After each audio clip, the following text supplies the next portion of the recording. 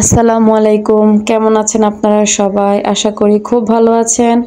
আলহামদুলিল্লাহ আমরাও ভালো আছি।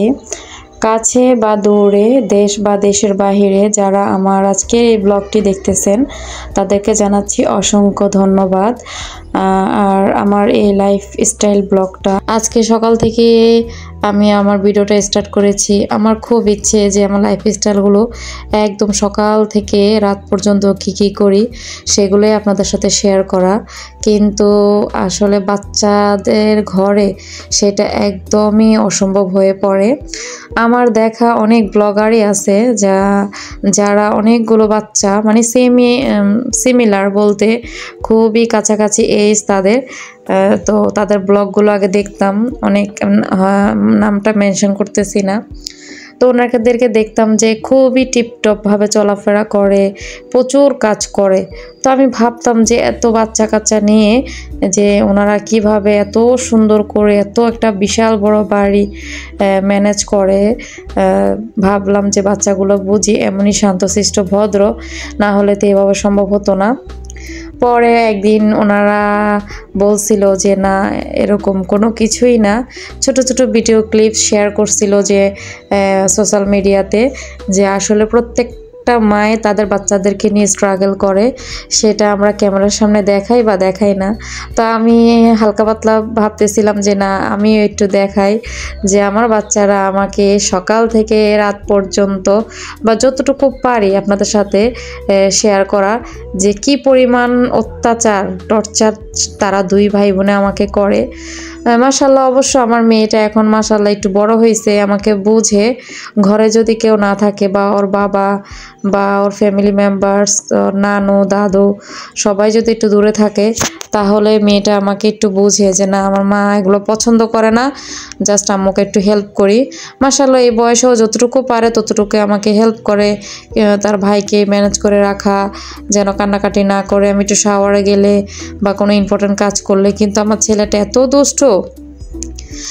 দুষ্ট যে কোথাও থাকতে চায় না। তো আমি বলতেছি যে মামুনি, যে দেখো তোমার ভাই আমাকে রুটি বানাইতে দিতেছে না। আমার মেয়ে বলতেছে মামুনি আমার খুবই ক্ষুধা লাগছে। তো আমি বলতেছিলাম মা, তুমি তো লক্ষ্মী সোনা হয়ে বসে আছো, কিন্তু দেখো তোমার ভাইয়া কি করতেছে।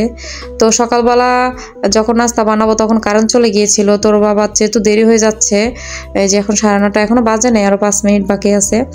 তো আমি ভাবতেছিলাম যে না, এখন কি করব। প্রায় ওর বাবা যাওয়ার 10 মিনিট আগে দেন হচ্ছে কারেন্ট আসছে। যেহেতু আমরা ইলেকট্রিক চুলায় রান্না করি, গ্যাসের চুলা ইউজ করি না, আমরা সিলিন্ডার ব্যবহার করতে খুবই ভয় পাই।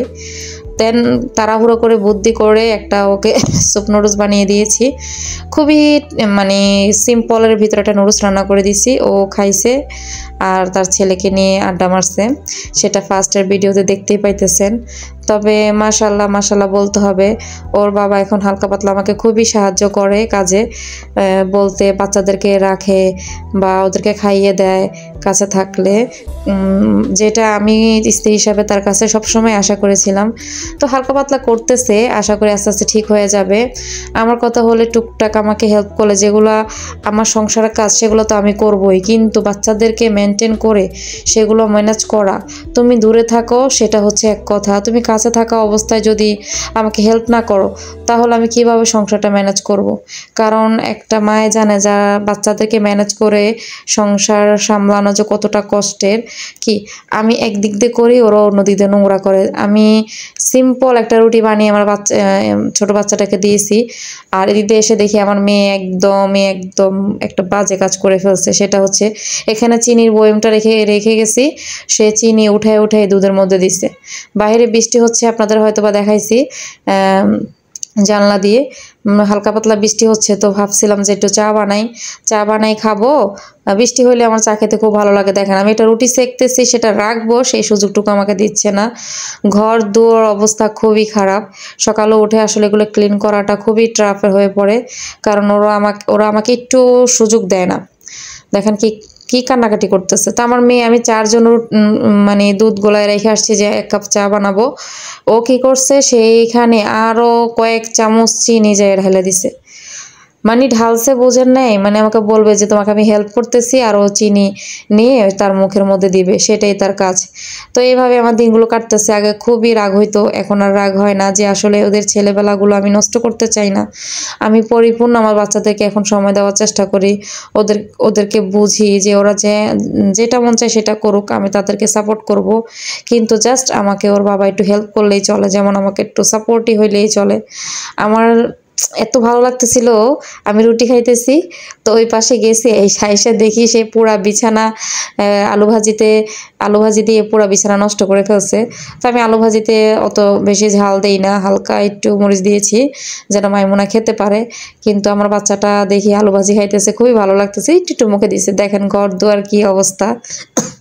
আসলে এখানে একটা বেড ছিল, আমি এটা সরাই ফেলছি, আর এখানে ঢালা মানে ফ্লোরিং করে এখানে শুইব। পুরা ঘরটা দেখেন যে কি নোংরা, যা বলার বাহিরে। মানে দুই ভাই বোন মিলে আরও একটা কাণ্ড ঘটছিল, সেটা হচ্ছে আপনার ময়দা দিয়ে ওর পুরা শরীর মাখছে। আর এই যে চা বানাইছে, চা খাওয়ার সুযোগটুকু পর্যন্ত আমি পাইনি। তো কি পরিমাণ টর্চার তারা দুই ভাই বোন মিলে আমাকে করে। আর আমার ছেলেটা আমাকে একটু বেশি বিরক্ত করে এখন। মানে একটা ঘন্টা আমি যে ওকে, মানে একটা সেকেন্ডের জন্য আমি ওকে রাখতে পারি না।